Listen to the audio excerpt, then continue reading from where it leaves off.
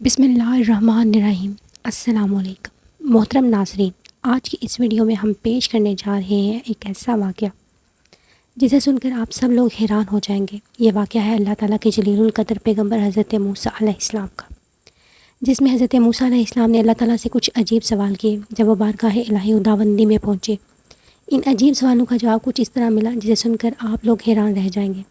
حضرت موسیٰ علیہ السلام بنی اسرائیل کی رہنمائی اور ہدایت کے لیے اللہ تعالیٰ کے حکم سے بنی اسرائیل میں تشریف لائے۔ حضرت موسیٰ علیہ السلام کو اللہ تعالیٰ نے یہ معجزہ عطا کیا تھا جس کی وجہ سے حضرت موسیٰ اللہ تعالیٰ سے کلام کیا کرتے تھے۔ آپ کوہ طور پر اللہ تعالیٰ سے ہم کلام ہوا کرتے تھے۔ حضرت موسیٰ علیہ السلام کے زمانے میں بہت سے لوگ ایسے تھے جو حضرت موسیٰ علیہ السلام کے مخالف تھے۔ وہ جب آپ کو کوہ طور پر جاتے دیکھتے تو لوگ آپ سے عجیب و غریب سوال پوچھتے اور آپ سے کہتے کہ اللہ تعالیٰ سے ہمارے یہ سوال پوچھنا۔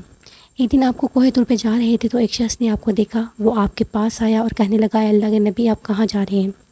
حضرت موسیٰ نے فرمایا، میں کوہ طور پر اللہ سے ہم کلام ہونے جا رہا ہوں۔ تو اس شخص نے کہا، اللہ کے نبی میرے پاس بہت سارا مال ہے، بھیڑ بکریاں ہیں، تو میں اللہ سے کہنا کہ میرا کچھ مال کم کر دیں تاکہ میں اپنا مال اچھے سے سنبھال سکوں۔ حضرت موسیٰ یہ سن کر مسکرائے اور اس شخص سے بولے، میں اللہ سے اس بارے میں سوال ضرور کروں گا۔ اس کے بعد حضرت موسیٰ علیہ السلام آگے چل دیے تو آپ نے ایک اور شخص کو دیکھا جس کے منہ پر مٹی لگی ہوئی تھی، کپڑے پھٹے ہوئے تھے اور وہ بیچاروں کا مددگار لگ رہا تھا۔ اس نے بھی حضرت موسیٰ علیہ السلام سے سوال کیا کہ اللہ کے نبی آپ کہاں جا رہے ہیں؟ آپ نے فرمایا، میں کوہ طور پر اللہ سے ہم کلام ہونے جا رہا ہوں۔ تو اس نے کہا، اللہ کے نبی میری طرف سے اللہ سے کہنا کچھ میری طرف بھی توجہ فرمائے، میں فاقے کاٹ کر تھک چکا ہوں، مجھے بھی کچھ مال دیں۔ حضرت موسیٰ علیہ السلام سے فرمایا، اے شخص تمہارا یہ سوال اللہ سے ضرور کروں گا۔ جب آپ کوہ طور کی طرف جانے لگے تو اللہ سے ہم کلام ہوئے۔ اللہ تو بے شک سب کے دلوں کی باتیں جانتا ہے، اس سے کوئی بھی چیز چھپی نہیں ہے۔ اللہ تعالیٰ نے فرمایا، اے موسیٰ جس شخص کے پاس مال و دولت زیادہ ہے اس بندے سے کہہ دینا وہ میرا بہت زیادہ شکر ادا کرتا ہے، تو میں کیسے نہ اس کو مال و دولت عطا کروں۔ اسے کہہ دو جا کر وہ میرا شکر ادا کرنا کم کر دے، میں اس کا مال و دولت کم کر دوں گا۔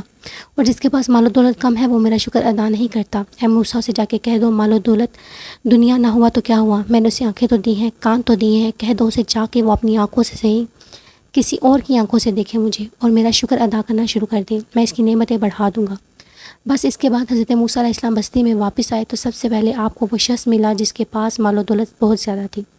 تو آپ نے اس سے فرمایا کہ اللہ تعالیٰ نے کہا تو میرا شکر بہت زیادہ ادا کرتا ہے، اسی وجہ سے تیرے پاس مال و دولت زیادہ ہے، تو میرا شکر ادا کرنا بند کر دے، تیرے پاس مال و دولت کم ہو جائے گا۔ تو وہ شخص کہنے لگا، اے اللہ کے نبی کیسے ہو سکتا ہے، جس نے مجھے آنکھیں دی، ناک کان زمانے میں عزت دی، اتنا مال دیا، اتنا مالدار بنایا، میں اس کا شکر کیسے نہ کروں؟ اے اللہ کے نبی ہو، میں ایسا نہیں کر سکتا، میں ہر وقت اللہ کا شکر ادا کرتا رہوں گا۔